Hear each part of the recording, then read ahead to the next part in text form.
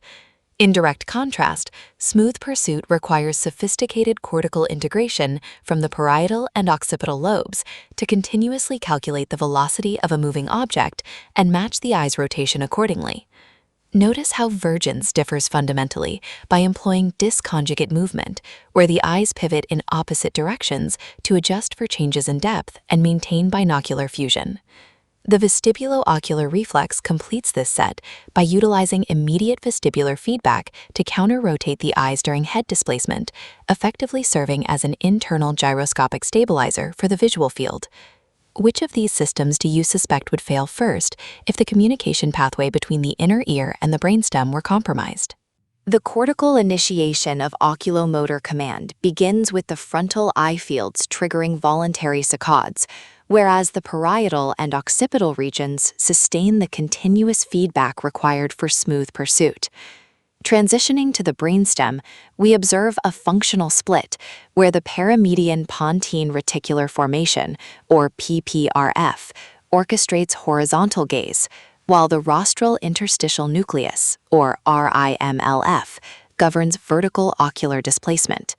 This integration is physically realized through the medial longitudinal fasciculus, a critical fiber tract that synchronizes the Abducens nucleus with the contralateral oculomotor nucleus to ensure the eyes move as a unified pair. Trace the circuit on the diagram and identify how a localized lesion in the pons would fundamentally paralyze horizontal movement while leaving vertical tracking entirely intact. Map the precise neuroanatomical relay for horizontal gaze by tracing the command from the right frontal eye field as it crosses the midline to stimulate the left paramedian pontine reticular formation. This activation triggers a dual response. The left abducens nucleus fires to contract the lateral rectus, while internuclear neurons concurrently traverse the medial longitudinal fasciculus to signal the right oculomotor nucleus for medial rectus contraction. Contrast this with the vertical gaze pathway, where the rostral interstitial nucleus of the MLF and the interstitial nucleus of Cajal coordinate bilateral signals through the posterior commissure to drive synchronous vertical ocular displacement. Based on these cross-hemispheric connections, pinpoint exactly why a midline lesion at the level of the posterior commissure would selectively paralyze upward gaze while leaving horizontal movements completely unscathed. Observe the specific down and out deviation of the globe, a direct result of total paralysis in the superior, inferior, and medial recti, which leaves the lateral rectus and superior oblique as the only functioning kinetic forces. Note the critical distinction in fiber topography. The parasympathetic fibers responsible for pupillary constriction are situated on the superficial sheath of the nerve, while the somatic motor axons are bundled within the central core. This spatial distribution explains why an external compressive force, such as a posterior communicating artery aneurysm, initially compromises the outer pupillary fibers to cause mydriasis, whereas microvascular ischemia from diabetes targets the deeper motor axons and often spares the pupil. In cases of complete ptosis, the inactivation of the levator palpebra superioris muscle further masks these ocular deviations, necessitating manual elevation of the eyelid for a full clinical assessment. Given this internal architecture, can you predict whether an infiltrative tumor or a central infarct would be more likely to preserve the light reflex during the early stages of nerve degradation? We now isolate the trochlear nerve, the sole controller of the superior oblique muscle, which operates as a mechanical pulley to depress and intort the globe. When this nerve fails, the affected eye drifts superiorly, a condition known as hypertropia, resulting in vertical diplopia that intensifies during downward gaze, where muscular depression is most critical. Analyze the compensatory head tilt shown here. By tilting toward the opposite shoulder, the patient utilizes the intact vestibular system to realign the visual axes and neutralize the torsional armor. Contrast this subtle upward deviation with the massive down and out paralysis of the oculomotor nerve to appreciate how different cranial nerve lesions prioritize specific vectors of ocular displacement. The abducens nerve, or cranial nerve V6, serves a singular motor function by innervating the lateral rectus muscle to facilitate horizontal abduction of the globe. When this pathway is disrupted, the eye exhibits esotropia, a medial deviation caused by the now unopposed tonic pull of the medial rectus muscle for generalized neurological distress, as it is easily compressed against the petrous portion of the temporal bone during spikes in intracranial pressure. If you encounter a patient unable to move their eye past the midline toward the ear, consider how this long segment vulnerability acts as a mechanical canary in a coal mine for underlying brain swelling. Tighten your focus on the clinical image provided and determine which specific direction of gaze would most severely exacerbate this patient's horizontal diplopia. Focus your attention on the medial longitudinal fasciculus, the high-speed neural bridge that must remain intact for the eyes to track together during horizontal movement. In a right-sided internuclear ophthalmoplegia, a lesion within this tract severs the communication between the left abducens nucleus and the right oculomotor nucleus, meaning the right medial rectus never receives the command to adduct during a leftward gaze. Observe the resulting dissociation. The leading eye adducts but exhibits a rhythmic corrective nystagmus, while the trailing eye remains stranded at the midline. Because the convergence pathway bypasses these specific brainstem interneurons, the patient can still pull both eyes inward when focusing on a near object, proving the oculomotor nerve itself is not the source of the failure. Analyze the connectivity here and determine how the presence of convergence helps you differentiate this MLF lesion from a standard third nerve palsy.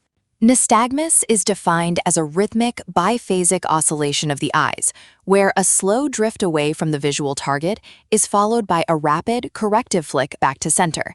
You must differentiate between physiological versions, like the optokinetic reflex or caloric nystagmus induced by thermal gradients in the inner ear, and pathological versions that stem from structural damage. These pathological oscillations often indicate a failure in the neural integrators within the brainstem or cerebellum, which are responsible for holding the eyes steady against the elastic pull of the orbital tissues. Consider the caloric test mentioned here. If the slow phase of movement is driven by the vestibulo-ocular reflex, which specific brainstem region do you think is responsible for generating the rapid, resetting phase of the nystagmus? Break down the kinematics of ocular oscillation by distinguishing between the asymmetrical velocity of jerk nystagmus and the symmetrical rhythm of the pendular variety. In jerk nystagmus, the slow drift identifies the pathological vector, while the subsequent fast phase is a corrective saccade generated by the brainstem to recapture the visual target. Contrast this with the pendular clips on the right, where the eye moves in a smooth, sinusoidal fashion with equal speed in both directions, often indicating a deep-seated disruption in sensory feedback or central neural integration.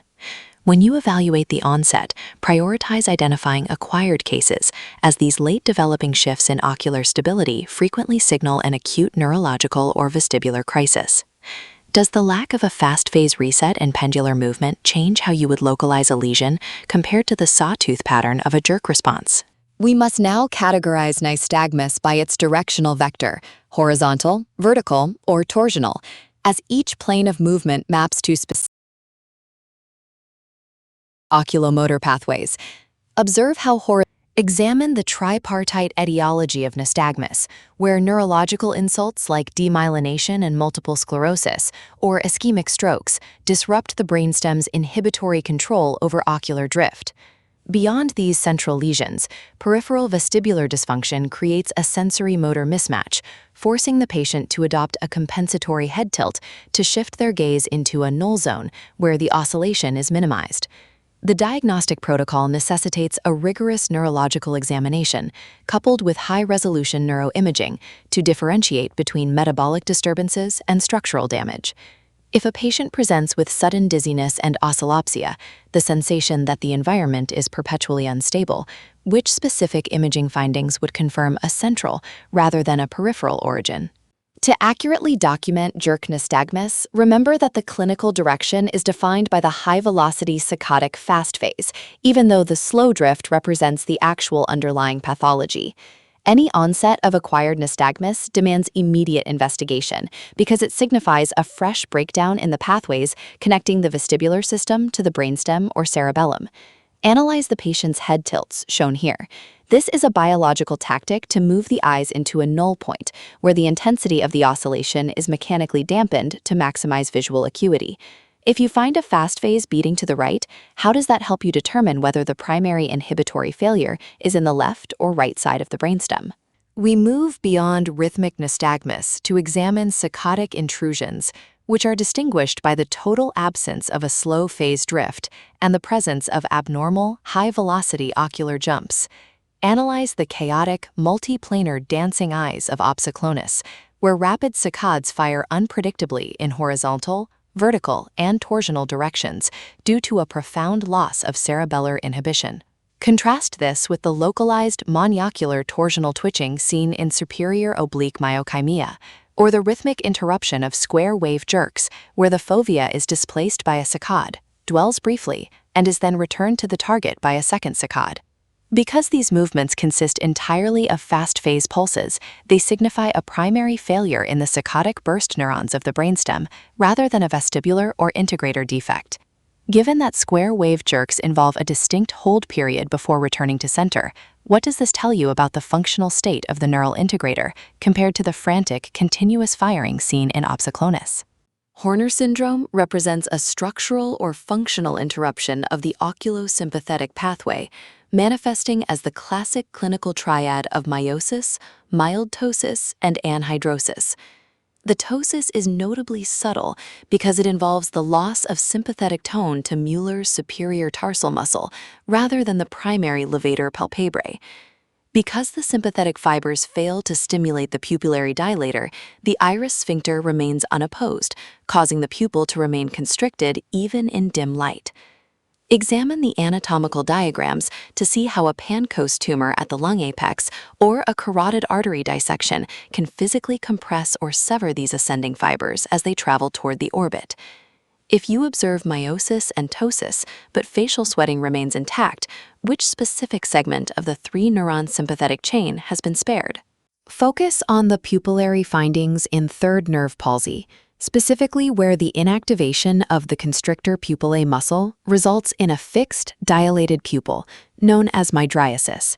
This pupillary dilation serves as a critical diagnostic marker for external compression, such as a posterior communicating artery aneurysm, because the parasympathetic fibers reside on the outermost layer of the nerve. Contrast this with light near dissociation, a neurological phenomenon where the pupillary light reflex pathway is severed, while the more ventral accommodation reflex pathway remains functional. In conditions like neurosyphilis, the pupil constricts during convergence but fails to react to brightness, indicating a selective lesion in the midbrain's pretectal area that spares the oculomotor nucleus's response to near-point inputs. Analyze the down and out position of the abnormal eye in the diagram and determine why the presence of mydriasis signals a much higher clinical urgency than a pupil-sparing motor deficit. Integrate the diagnostic patterns of diplopia by recognizing that an increase in double vision during lateral gaze isolates the abducens nerve, whereas exacerbation during downward gaze points toward the trochlear nerve's failure to depress the globe. Differentiate the down and out mechanical collapse of a total third nerve palsy, which includes a dilated pupil, from the constricted pupil and mild lid drooping seen in Horner syndrome's sympathetic interruption. Examine the specific gaze dissociation of internuclear ophthalmoplegia, where the adduction lag on one side, combined with abducting nystagmus on the other, localizes the defect precisely to the medial longitudinal fasciculus. If you observe a patient with ptosis, which oculometric, the pupil size or the direction of the deviation, provides the most immediate clue to whether you are dealing with a parasympathetic or sympathetic deficit? We now transition from isolated anatomical facts to the synthesis of neuro-ophthalmic pathways, testing your ability to localize lesions based on the synergistic movements of the globe. Consider the physiological interplay between the paramedian pontine reticular formation and the oculomotor nuclei. Which specific interneurons must fire to ensure the medial and lateral recti work in perfect opposition? Apply your understanding of the oculosympathetic chain to differentiate a central brainstem infarct from a peripheral carotid dissection based solely on the presence or absence of anhidrosis. By correlating the directional vectors of nystagmus with the integrity of the neural integrators, can you pinpoint whether a failure is localized to the vestibulocerebellum or the brainstem's vertical gaze centers? The down-and-out deviation combined with ptosis confirms a total loss of cranial nerve 3 function, where the lateral rectus and superior oblique are the only remaining forces pulling the globe. Critically, the non-reactive, dilated pupil signals that the superficial parasympathetic fibers on the nerve's outer sheath have been compromised by an external mechanical force. Contrast this with microvascular ischemia, which typically damages the central motor axons while sparing these peripheral fibers.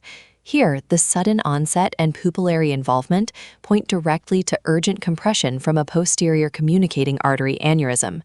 Given this specific neuroanatomical topography, how would your diagnostic priority shift if the pupil reacted perfectly to light despite the ocular deviation?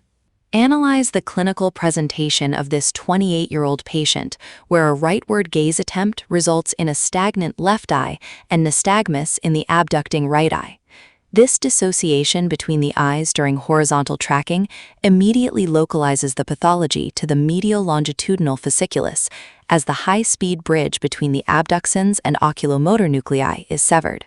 Crucially, the preservation of convergence confirms that the medial rectus muscle and the third cranial nerve are structurally intact, because the convergence command bypasses these specific brainstem interneurons. Based on this specific combination of symptoms, why would a lesion in the paramedian pontine reticular formation present with a different pattern of global gaze paralysis compared to this focal internuclear ophthalmoplegia? This clinical scenario presents the unmistakable triad of miosis, mild ptosis, and anhidrosis, which pinpoint a disruption in the oculosympathetic chain. Because the sympathetic nerve fibers normally provide tonic stimulation to the dilating muscle of the iris and the superior tarsal muscle of the eyelid, their absence results in a constricted pupil and a mechanical lid lag. The inclusion of decreased facial sweating specifically indicates that the lesion must be proximal to the carotid bifurcation, where the pseudomotor fibers diverge from the rest of the sympathetic pathway. Can you determine why a lesion affecting only the third-order neuron distal to the carotid would typically result in Horner's syndrome without facial anhidrosis? The clinical presentation of vertical diplopia that intensifies during downward gaze directly isolates a failure of the superior oblique muscle, which is the sole target of the trochlear nerve. Under normal physiological conditions, the superior oblique is responsible for depressing the globe when the eye is in an adducted position. Therefore, a palsy prevents the eye from moving downward and inward properly. This mechanical deficit creates a vertical misalignment of the visual axes, necessitating a compensatory head tilt away from the side of the lesion to minimize torsional displacement. By tilting the head toward the opposite shoulder, the patient utilizes the remaining functional extraocular muscles to achieve binocular fusion. Why does the specific involvement of the superior oblique make this different from a superior rectus failure, which also influences vertical movement?